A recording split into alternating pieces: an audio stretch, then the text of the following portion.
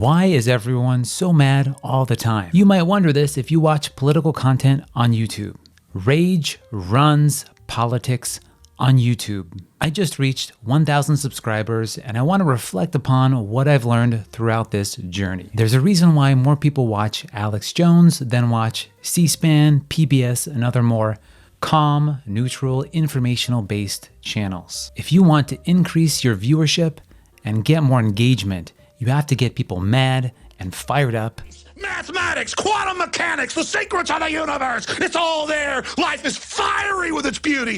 Its incredible detail. Tuning into it. They want to shatter your mind talking about Justin Bieber. But this isn't a new process. This happened with TV long before social media. The famous movie Network highlights this with the infamous speech from the anchor. I'm as mad as hell, and I'm not going to take this anymore. It's more true than ever now on social media and especially on YouTube. If you can outrage your audience, you're more likely to go viral. It's sad, but it's true. It's also important to understand that we live in an echo chamber online. We're not likely to view content that doesn't fit our worldview, that makes us uncomfortable, that we don't want to believe, even if it's true. And while we like to believe the other side is guilty of this and not our side, both sides do it. If you ever get the chance, make sure to browse YouTube on a different device or in an incognito window or with a different account, just to take a look at what different kind of material you're going to be exposed to. Something that perfectly encapsulates this was leading up to the 2024 election. David Pakman, who might be the most prominent left-leaning political commentator, he came out with a video talking to his viewers to report on some polls coming out showing Donald Trump leading the race in the swing states. I received hundreds of pieces of hate email, but email can be anecdotal. What about the data? Well, the data is disturbing. The video I did on Tuesday generated, as of the moment we took this screenshot, 348,000 views, 348,000 YouTube views of that story, with a net loss of 85 subscribers. And you can imagine what this does to his channel and to his motivations moving forward. Now, do you think David Pakman, after going through this, is going to make more content telling his viewers things that they don't want to hear, even if it's true?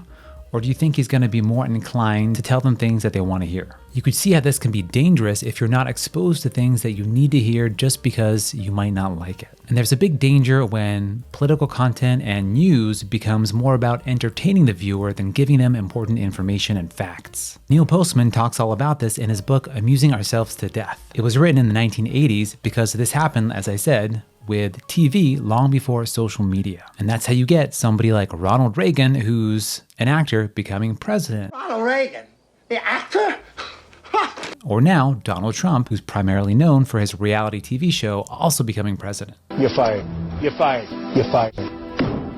You're fired. So the book perfectly describes how this process becomes corrosive to democracy. And that's why he says that while most people are afraid of the government oppressing them like a 1984 kind of dystopia, but what more accurately describes our current society is Brave New World, where society just pacifies itself by taking a feel-good drug. And today, that is social media. If you've also seen the movie Idiocracy, it perfectly describes this terrible dystopia of what happens when we lose our critical thinking skills and ability to think for ourselves and just opt for entertainment at all costs.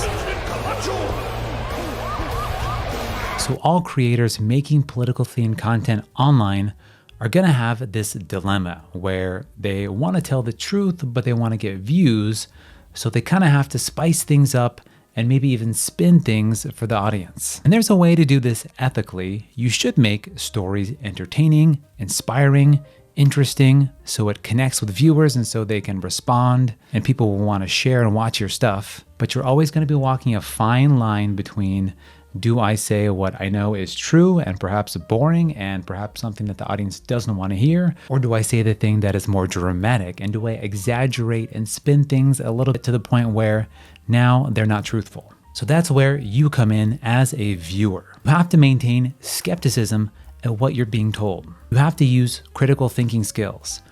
Where's the source? Where's their information coming from? Can you verify this with independent media online? So you've got to follow the facts and think for yourselves. Don't be afraid to challenge yourself, challenge your thoughts.